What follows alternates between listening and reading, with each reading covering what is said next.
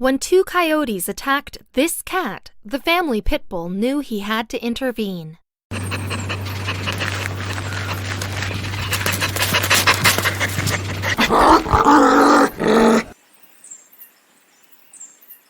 Kitty isn't a dog, but she's still family, so Jack liked to stay nearby. Luckily, that meant he was close when he heard a commotion in the yard. Two coyotes had Kitty in their mouths, shaking her like a toy. Jack had seen enough and raced towards the attackers. Cats and dogs don't always fight, whatever the popular saying might claim. In fact, some of them are best friends. That's the case with Jack the pit bull and Kitty the cat. The two spent a lot of time together even though they have different owners. Kitty lives at home with her human mummy, Cherie Lewis, in Florida, and Jack's human is Lewis's son. The pit bull's daddy, Peter, serves in the army. As a result, he sometimes has to spend time posted in other countries, away from Jack. Consequently, Lewis looks after Jack in her son's absence, and his dog stays with her and Kitty. Despite their reputations as dangerous dogs, research indicates pit bulls are no more violent than other dog breeds. Jack certainly shows his loving nature around Kitty. He probably feels like he's the caretaker, Lewis said of Jack and Kitty's relationship. He checks on her every day and sniffs her, seeing what kind of shape she's in. They are great examples of cats and dogs that defy the stereotype of canine-feline conflict. And while Kitty is in no danger from Jack, there are plenty of wild animals that could cause her harm. For example, Florida has no shortage of alligators. A hungry gator might see a cat passing its lake as an easy meal. Alligators aren't the only reptile that can potentially kill domestic animals. A number of dangerous snakes make Florida their home, including cottonmouths, coral snakes, and several species of rattler. Snakes are shy of humans, but there are several viral stories of dogs and cats suffering from their venom. Furthermore, there are venomous spiders, large wild cats, and even bears that might attack a domestic feline like Kitty. However, it was none of these that marked her out as prey back in October of 2013.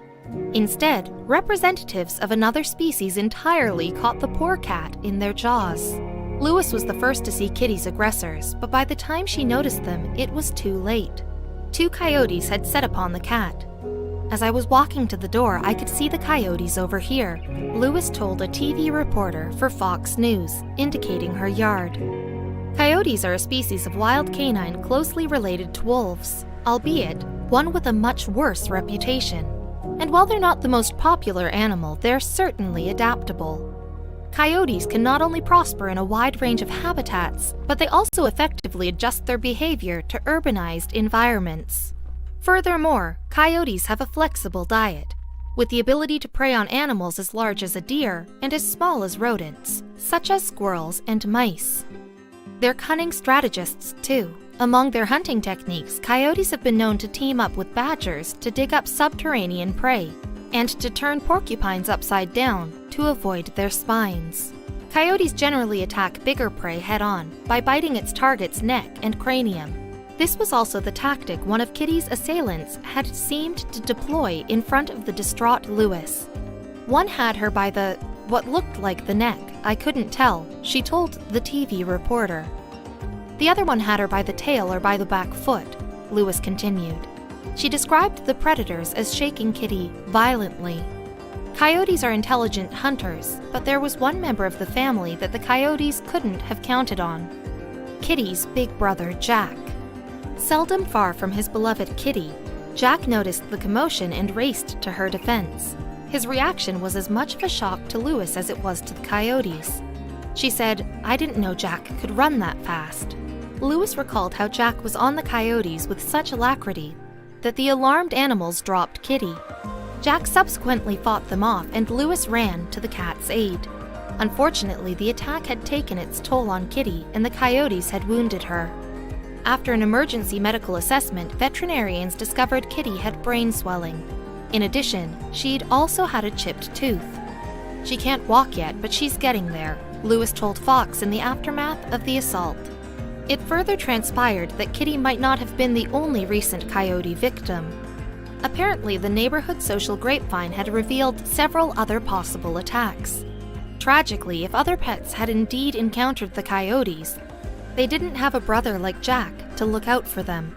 As a result, their encounters were likely fatal if the rumors were true.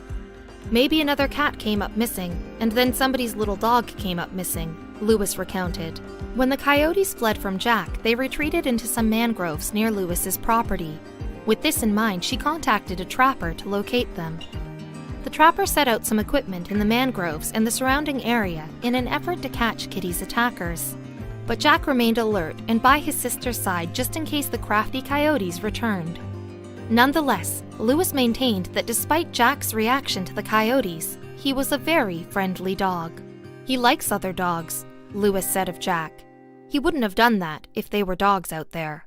She also applauded the heroic hound's dedication to family. "He saved the kitty's life, and he just goes to show how good dogs can be. Jack's a hero."